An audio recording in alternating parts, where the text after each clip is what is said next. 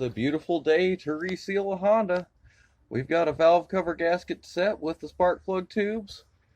We've got a distributor seal, and we've got a variable valve timing solenoid seal.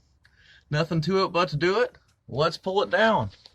You know, we're participating in the poll. Yes, that's the valve cover set by Apex. And in here, we have the PCV grommet, the O-ring for the distributor, and our variable valve timing seals with filter. So first step first, let's get the valve cover off of this. Battery disconnected, valve cover off, here we go. Didn't take long to get that piece off. The rubber mallet and the seal sword are good friends on that. So let's have a look around at this. Looks pretty healthy for the age of the engine. I got no complaints. She's stained up, but nothing serious. Let's change that gasket. Let's get that out of there. Here's the cover itself. I got to drive the seals out of that. Ought not be too bad. Let's hope. Let's get it cleaned up, ready to do. Cover's got brand new Apex silicone gaskets in it. And of course, I used my gasket tack like I always do. Gets the red all over everything, but you can tell I was here. So that's going to seal up just right. Very easy to get them seals in. Last guy who changed them used a screwdriver to punch that out. Wasn't me, folks. I use this guy from the top. That don't make that gouge, no matter what I do. Maybe they had a harder time, older stucker seals, though. I won't give them too much trouble. New grommets on the bolts. So now we're going to pull the distributor out. Get that seal out. That was extra no fun to reach that one bolt. You got no choice but to turn it with a crescent wrench. But variable valve timing solenoid is out. Distributor's out. Upper radiator hose is off. Every wire is unplugged. We got the VVT solenoid off over here. There was its dead, flat, old, crunching, bad gasket. Top half of that thing is up here somewhere. I'll find it. Oh, here we go. Yeah. Right here we are. So I got a little gasket to change in that too. Then it's all just for clean up and reassembly. Let's put this car back together and make it look sharp. Rolling back the calendar to 1999. That's that assembled. You can see I've got my valve cover nice and clean. That don't look like it's 20 years old. You can also see we got the new valve seals, or valve cover bolt seals in there with the caps. Those are nice. We got a new distributor seal in there. We got a new VVT solenoid seal for the top and the bottom where it meets the head. All this is together. Everything is rearranged back right, clipped together right, everything's on there right. So now it's time to crank up this car.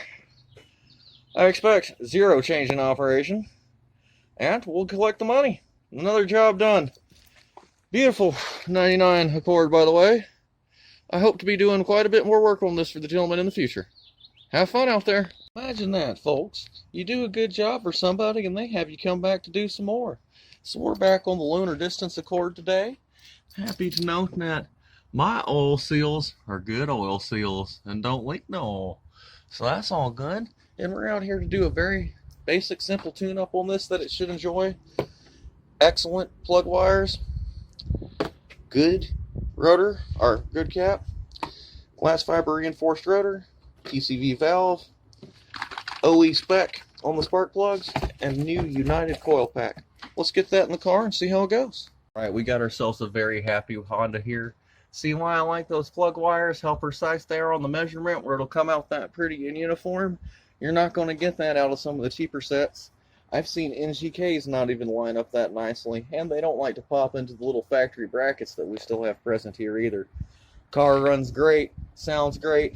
We got a new coil inside of that rotor, or a new coil inside of that distributor, a new rotor, and a new cap on it. New spark plugs, old ones, ripe and ready. Nothing catastrophic, just time to go. Looks like the last people used NGK as well, so they knew what to use. Also, old rotor was highly glass fiber reinforced like what I used, made in Japan. I bet both of these sets were intermotor before.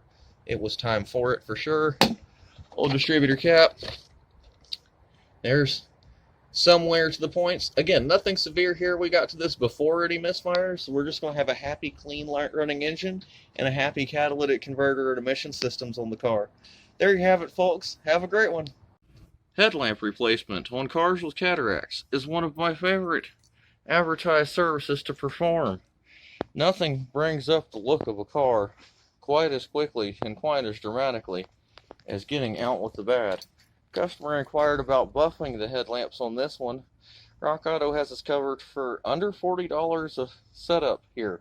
So front bumper does come off the car. We're going to get to see its skull real good, but this is going to make a big difference in what that looks like, and more importantly, it's going to make a big difference in driver visibility at night. So let's get this bumper pulled off. Let's get this one together. You can see its skull. Now it's time for me to pluck its eyes out of its sockets. Wasn't too hard to get that off. Some of them plastic fasteners were reused Christmas trees, so I may have some fun slapping the plastic back together on some spots on the bottom. But we now have access to our brackets at the bottom, which those come out. Top screws come out. And we're almost there, folks. This won't take terribly long from here. Let's get past the scary part. Installation is well underway, and you see the dramatic difference I'm talking about? It just pops right away. Got a little wiggling and finagling to get these to fit in just right. The car has had a few bumps over its lifetime. What can we expect? But you see the difference that makes versus sad cataract, bright and shiny. Let's finish her off. What a difference in curb appeal some headlamps make. Wow, rolling back the clock on that to the Clinton presidency. I've got to go run and get some bulbs, the two little bottom ones that go in the amber portion. I didn't realize that was the thing. Dummy me. So I got to go grab that. I also need some 3M double-sided emblem tape to refix these chrome pieces. And I might grab a self-tapper screw or something to pull the bumper together a little bit better from some previous accident damage. That being said, look at that dramatic difference, folks. Sharp, sharp, sharp, sharp. Shouldn't be too hard to convince them to let me fix the butt next. I'll get the coals back in the car, go get the other things I need, come back, finish this one off, collect the pay, go get coals. Put it back together, and boy, them are something else bright compared to what come out of it. Got the new long-lasting 1/6/8 in the bottom of it. Got the trim put back on. Looking great. Happy customer. Happy customer's wife's happy. Everybody's happy with this one.